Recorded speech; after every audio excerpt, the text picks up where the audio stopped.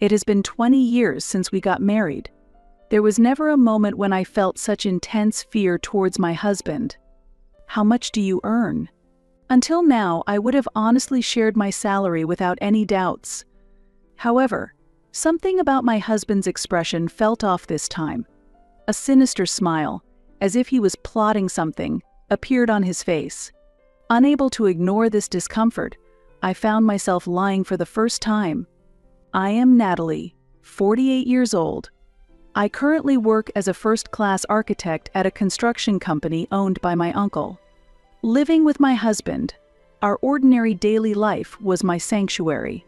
We do not have children. While it is a bit lonely, the life we have built together has been peaceful and happy. Allow me to talk a little about my journey so far. When I was 5, my parents divorced, and I ended up living just with my mother. However, when I was 15, my mother passed away, and I faced the reality of having to live on my own. My grandparents had also passed away when I was young, and I had no one else to rely on. My father was still alive, but he had a new family, and I could not intrude on their lives. Amidst this despair, my uncle and his wife, my mother's brother, extended a helping hand to me. "Natalie, come stay with us," they said. My uncle and his wife had 2 children of the same age as me. Though we were not related by blood, they raised me just as if I was really their own daughter, without any distinction from their children.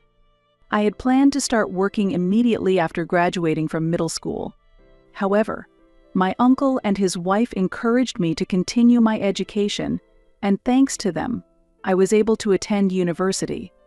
Both of them held first-class architect qualifications and managed a small construction firm. Their passion for their work was intense. Although they sometimes disagreed on design and construction methods, I could feel the deep trust between them. Above all, watching my uncle and aunt work with blueprints, skillfully maneuvering rulers and pencils, was very impressive to me, and I genuinely found it cool. None of their children chose to pursue architecture. On the other hand, I naturally found myself following in their footsteps. After graduating from the university's architecture department, I joined their company. I always wanted to be of help. While working, I also obtained my license. From then on, my uncle and aunt entrusted me with more responsibilities, and I was kept busy with various tasks.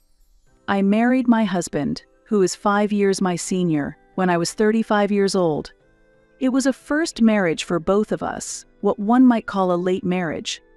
Even if there wasn't a burning passion, I married because I wanted someone by my side who could support me, and whom I could support.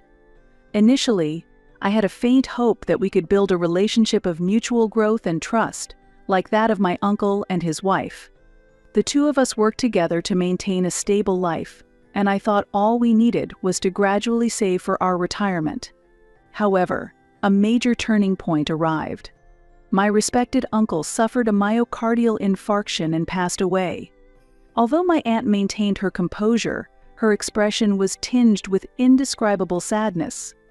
The grief of losing my uncle must have been immeasurably deep for her, but I couldn't dwell in sadness forever. I was extremely busy handling the handover of projects my uncle was working on and reporting to clients, so much so that I hardly had any time to rest. After the memorial service for my uncle, my aunt approached me with a proposal. "Natalie, I have something to discuss about the company." I had assumed that my aunt would take over after my uncle. "Would you consider taking over?" "Me? I think it would be better if you continued," I responded. "I'm already old. Compared to me, Natalie, you are still young and you have the qualifications. You've been working here since you graduated and you have a proven track record, so I think you have the trust of the employees." I realized that it would soon be 25 years since I started working at my uncle's company. Of course, I knew the company inside out, and I felt that I had reached a veteran level in terms of work. However, the responsibility seemed too heavy for me alone, so I decided to discuss it with my husband. I did not miss the fleeting change in his expression when I spoke to him. "That's a lot of pressure, to take on the responsibility of the company. Maybe it suits you better to work at your own pace," I expected him to say. So before hearing his response, I sighed and muttered, "Maybe it's impossible for me to take over after my uncle after all." "No, if your aunt has entrusted it to you, you should take it on as a way to repay the favor." Surprisingly, my husband was supportive of the idea of me taking over the company. It felt as if I had received passionate encouragement from an enthusiastic teacher. My husband was always calm, not very talkative, and had a gentle personality. Seeing him lean in and persuade me so forcefully was simply astonishing. I don't know anything about running a company. Can I really be a president? Everyone feels nervous at first. Are you going to give up without even trying? You're right. My husband's encouragement gradually made me more positive. When my aunt first approached me, I thought it was absolutely impossible, but you never know. If you're anxious doing it alone, I'll quit my job and help out. His words struck me deeply. There's no need for you to quit your job. Wouldn't it be better that way? Let's do it together, like your uncle and aunt. I was touched beyond words because I had never expected him to go this far. I was so glad I had chosen him as my spouse. At that time, I felt a great sense of relief. Little did I know that what was to come would completely change my feelings. The next day, I told my aunt that my husband had declared he would support the company with me. Her reaction was unexpected. "It's nice of you to offer, but if things don't go well, you and Natalie could be in a difficult position." From my experience, I'm not really in favor of spouses working together in the same company. The relationship between my uncle and aunt that I had observed seemed wonderful, but the reality was that being constantly together, both at home and work, led to endless arguments. That's why I think my aunt was worried about our future relationship as a couple and warned us. I accepted my aunt's advice and shared it with my husband. I was getting motivated. My husband seemed dissatisfied, so when I told him, "I've already settled this with my aunt, there's nothing we can do," he suddenly became angry, saying, "You're the president, right? You need to speak up more." Honestly, since my husband only had experience in administrative work, there really wasn't any practical job to offer him. However, stating this fact outright could shatter his feelings. The presence of my aunt reassured me that things would somehow work out.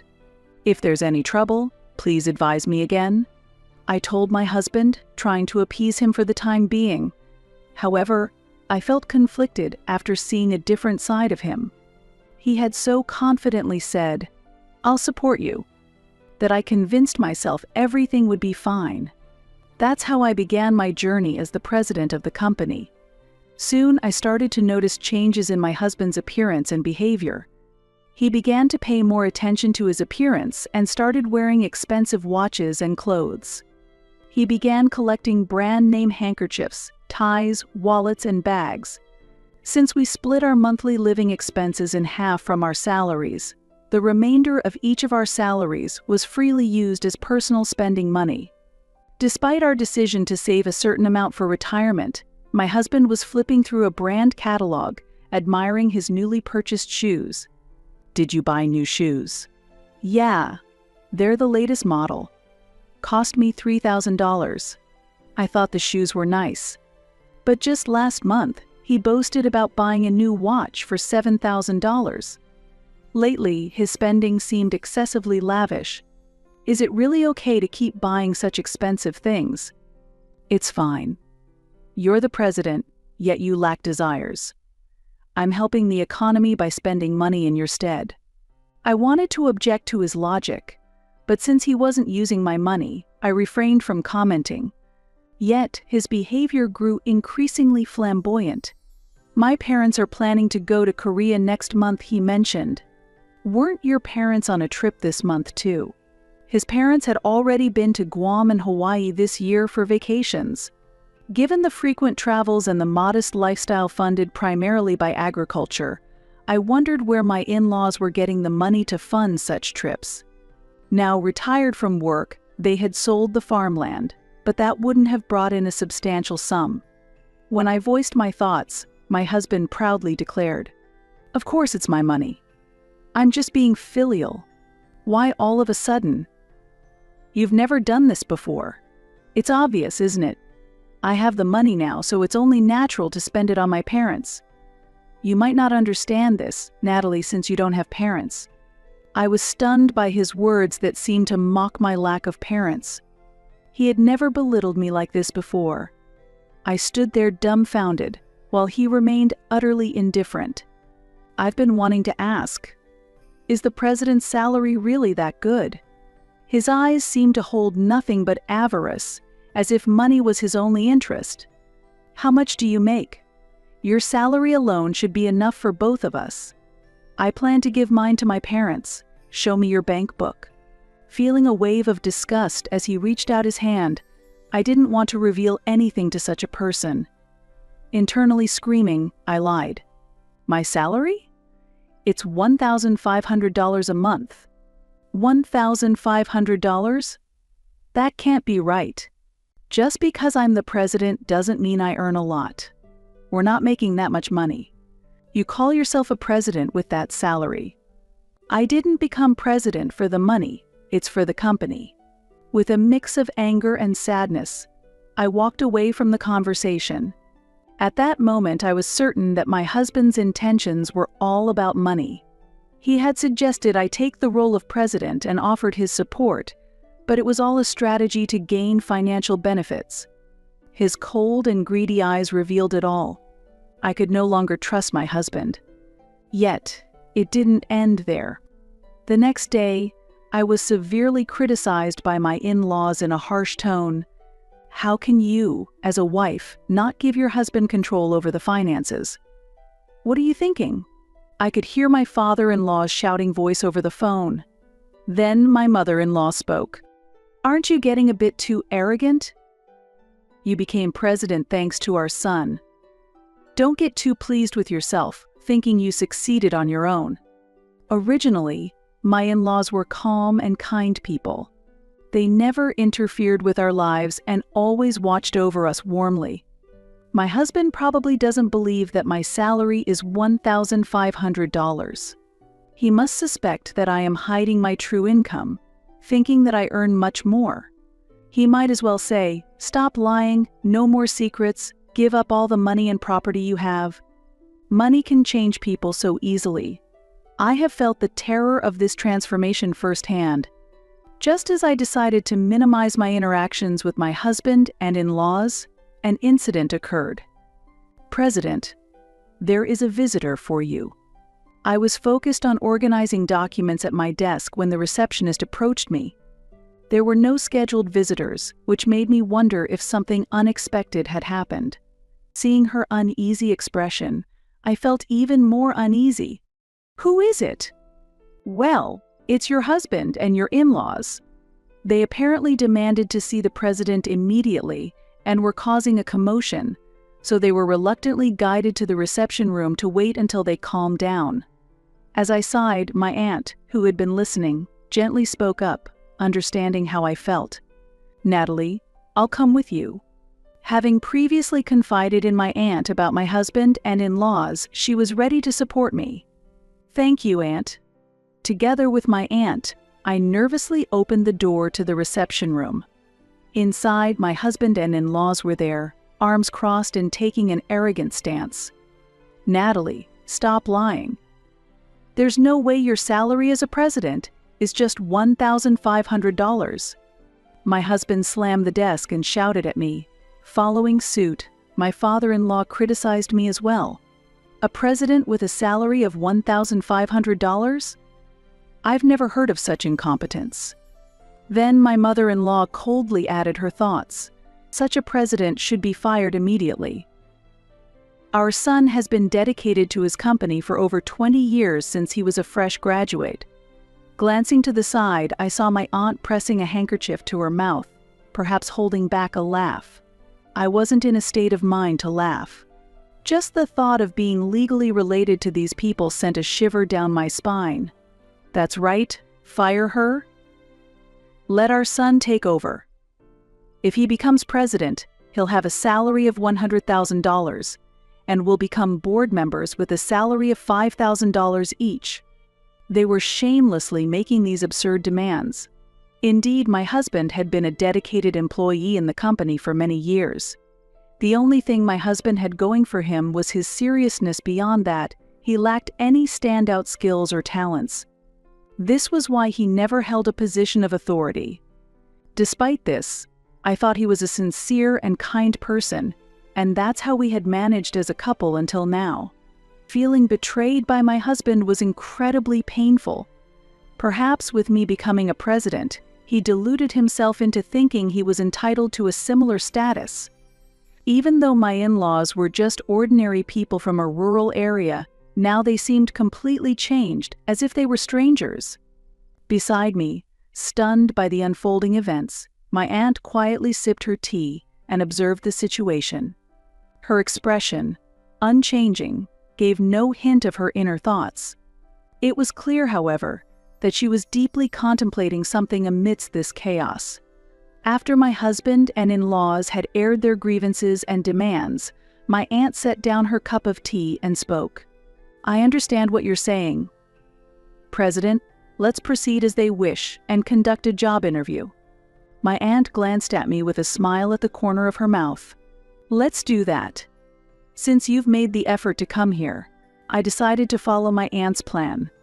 I reminded myself that they were here as job applicants.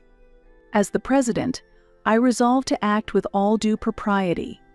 Please start by introducing yourselves." When I addressed my husband, the expressions of my in-laws changed drastically. "Do you realize what you're saying to your own husband? Who do you think you are? Don't get too high and mighty just because you're the wife. How many times do we have to say it?" I cut off my in-laws as they tried to speak and said firmly, "I am asking this gentleman a question. Please remain quiet." My in-laws couldn't hide their surprise as I, who had been silent like a statue until now, suddenly launched into a counterattack.